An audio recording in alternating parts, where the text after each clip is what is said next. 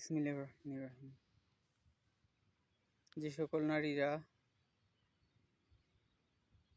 স্বাধীনতার নামে অশ্লীল পোশাক পরে অশ্লীলতা করে,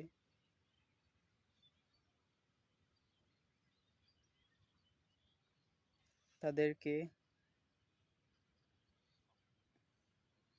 অতীত থেকে শিক্ষা নেওয়া উচিত যে যে যুগে অন্ধকার যুগ বলা হয়, সেই যুগে নারীদের স্বাধীনতা কেমন ছিল। কন্যা সন্তানদের জীবিত মাটি চাপা দেওয়া হতো, তাদেরকে শুধু ভোগের সামগ্রী হিসেবে ব্যবহার করা হতো, বাজারে বিক্রি করা হতো, সমাজে তাদের কোনো মূল্যই ছিল না। তখন সবাই মূর্তি পূজা করত, এক আল্লাহকে ভুলে গিয়েছিল।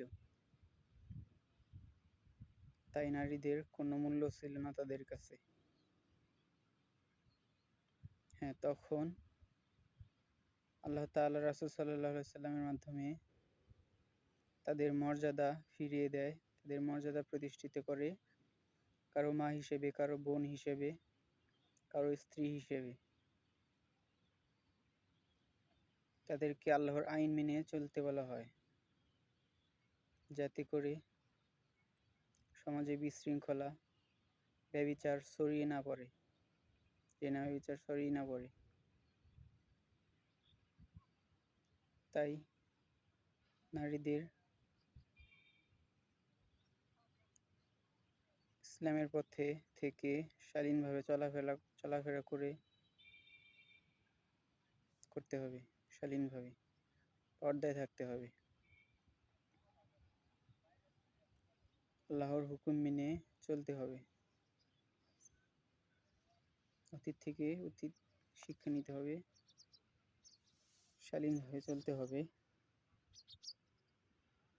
যখন নারীদের সম্মান ছিল না, একমাত্র ইসলাম তাদের সম্মান ফিরিয়ে দিয়েছে।